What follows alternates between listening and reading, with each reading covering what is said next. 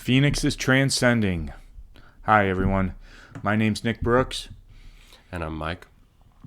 And we are here to talk about some things today that are very important.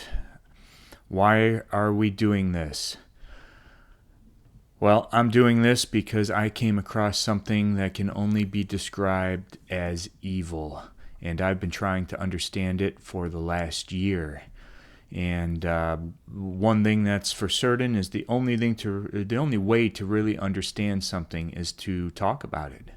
You can think about it to yourself in your head. You can try to understand things, but unless you really just talk out loud and communicate with somebody else about them, get questions asked, other ideas, other ways of viewing something, you really just struggle to figure something out.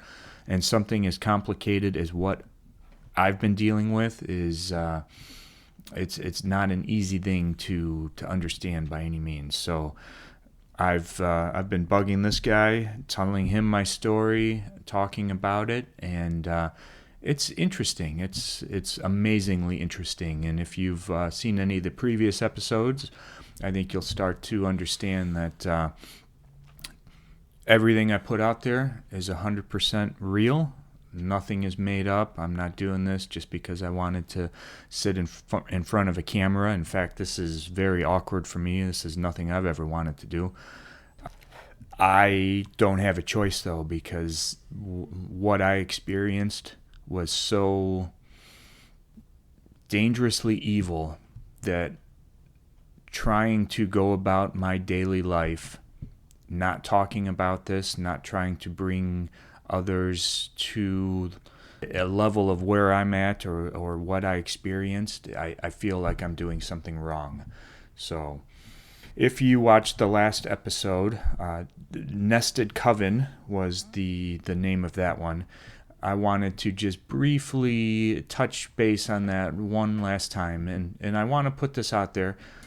These are just theories. This is a year of me trying to understand what I went through, coming up with multiple theories, different ideas as to what it could be, why it happened, and that was one of the top theories I have. But these, I'm not stating that this is fact. I'm not stating that this for sure is what's going on.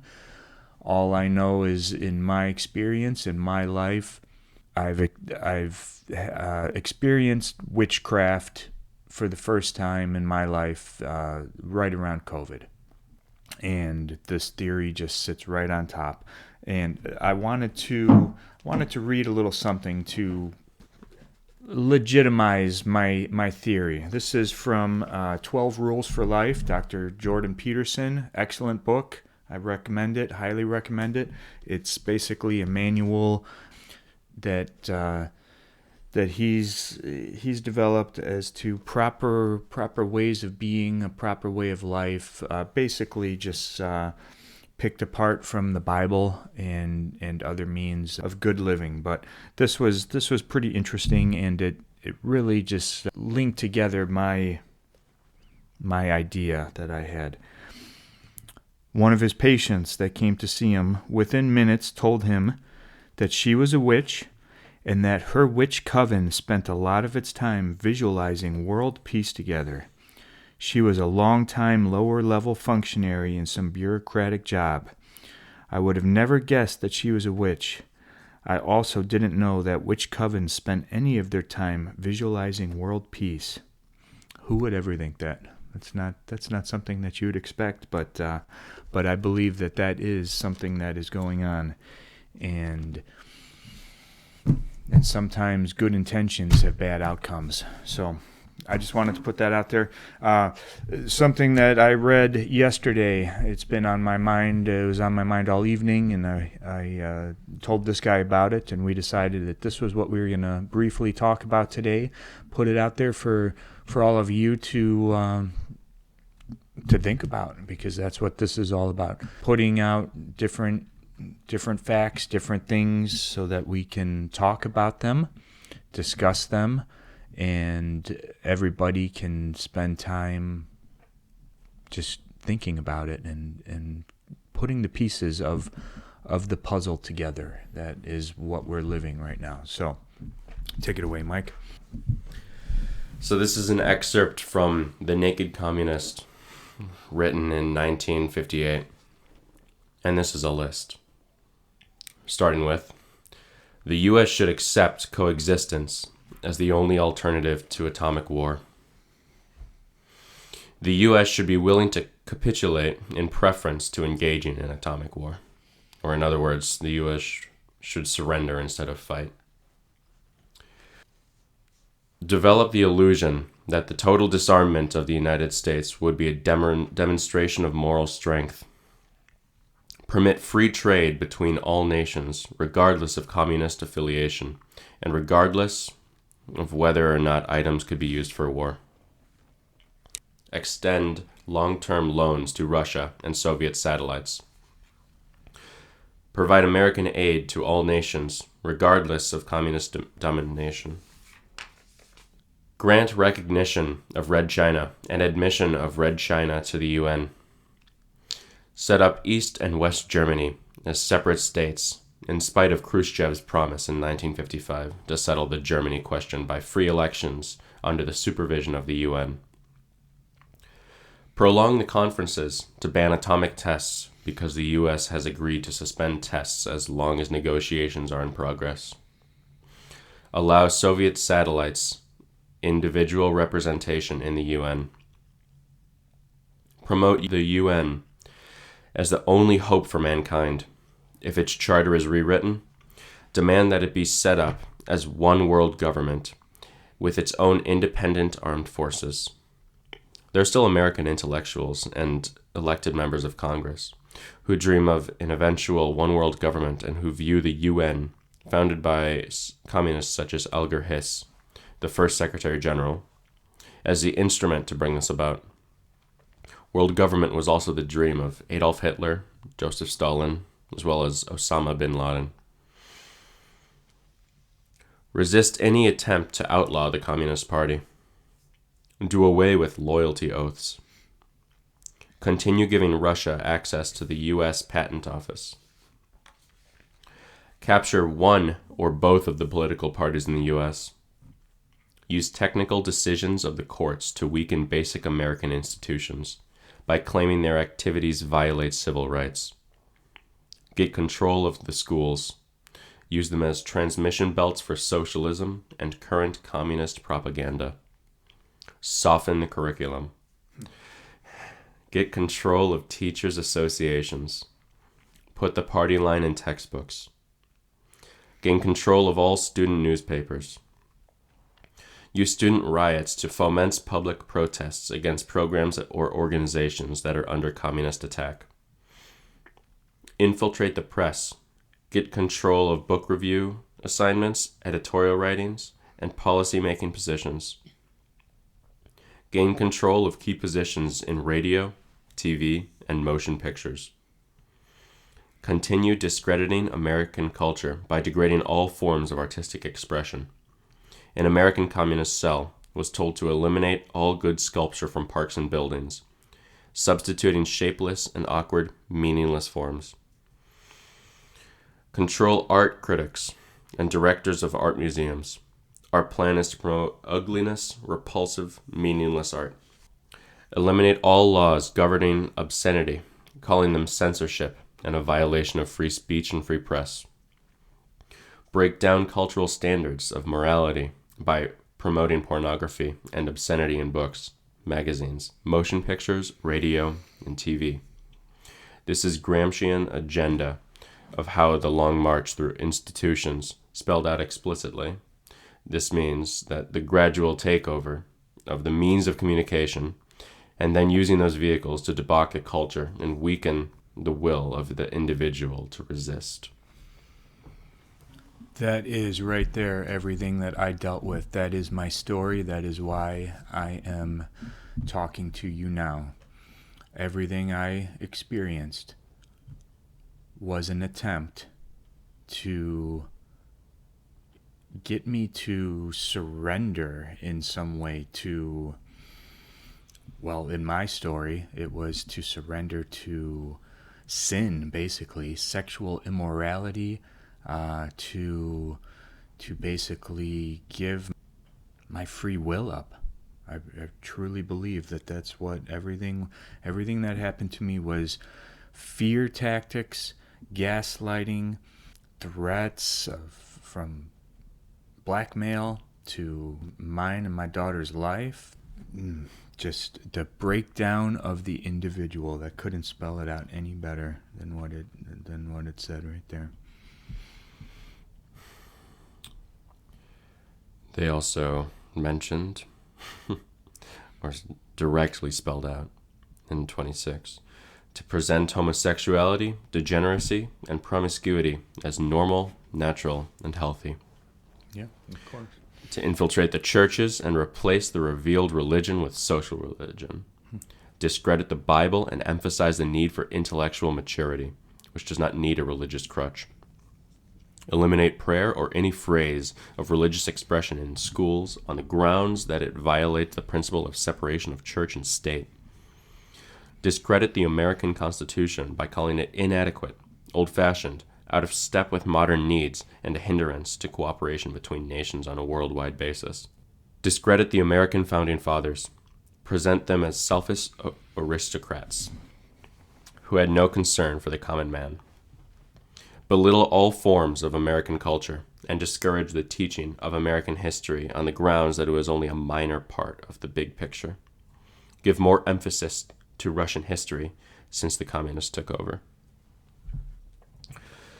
Support any social movement to give centralized control over any part of culture. That means education, social agencies, welfare programs, mental health clinics, etc., etc. Eliminate all laws or procedures which interfere with the operation of the communist apparatus. Eliminate the House Committee on Un-American Activities. Discredit and eventually dismantle the Federal Bureau of Investigation. Infiltrate and gain control of more unions. Infiltrate and gain control of big business. Transfer some of the powers of arrest from the police to social agencies. Treat all behavioral problems as psychiatric disorders, which no one but psychiatrists can understand or treat. The Soviets used to send social misfits and those deemed politically incorrect to massive mental institutions. You may remember them as gulags. Hitler called them concentration camps. Dominate the psychiatric profession and use mental institution laws as a means of gaining coercive control over those who oppose communist goals. Discredit the family as an institution.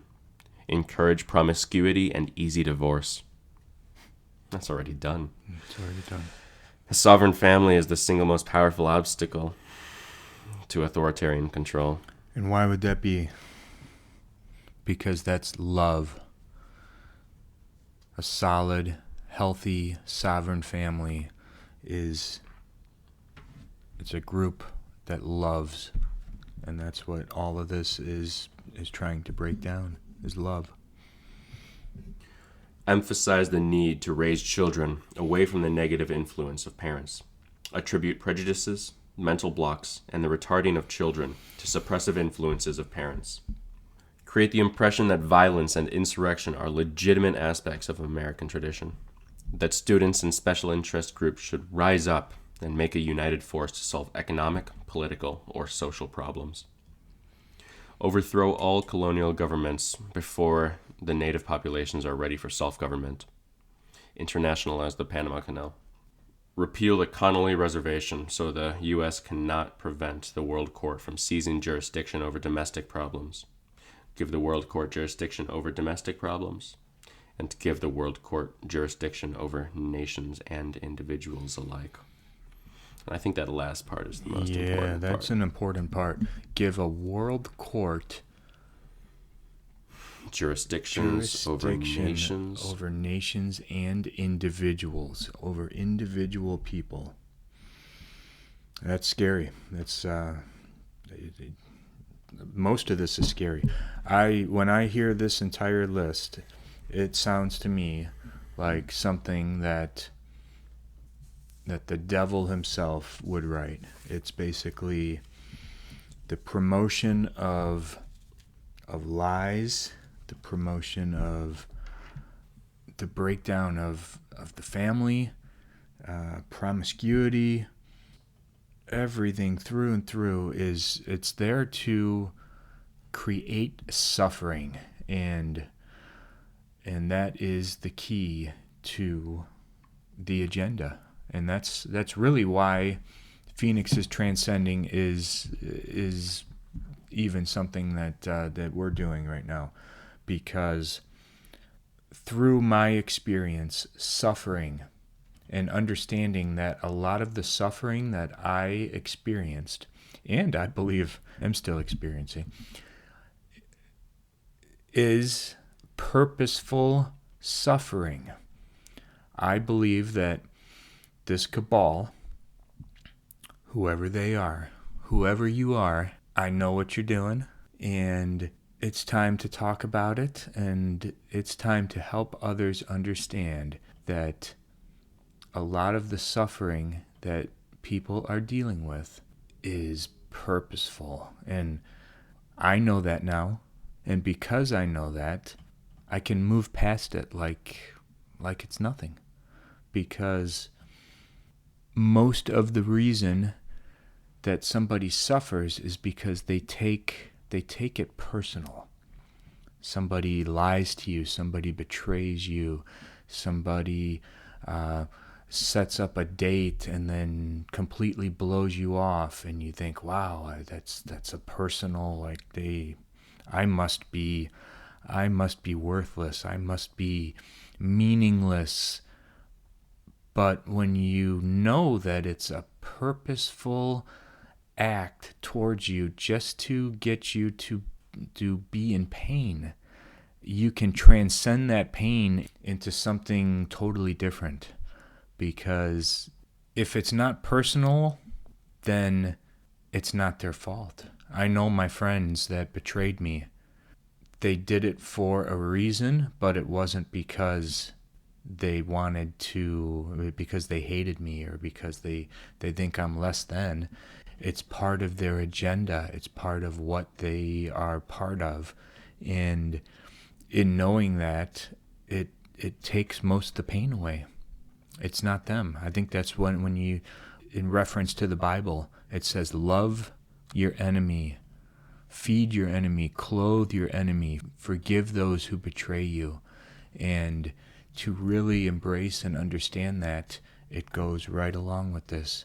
You have to realize that it's not their fault. And when you know it's not their fault, it's easy just to dismiss it and just move on. The only thing they can't change is your attitude, is your mindset, the way you approach life every day, the way you wake up, the way you feel. Even if you've been hurt, betrayed, lied to, threatened, positive attitude, no one can take that away from you. And if you remember that, you win every day. So, transcend your suffering, become a phoenix.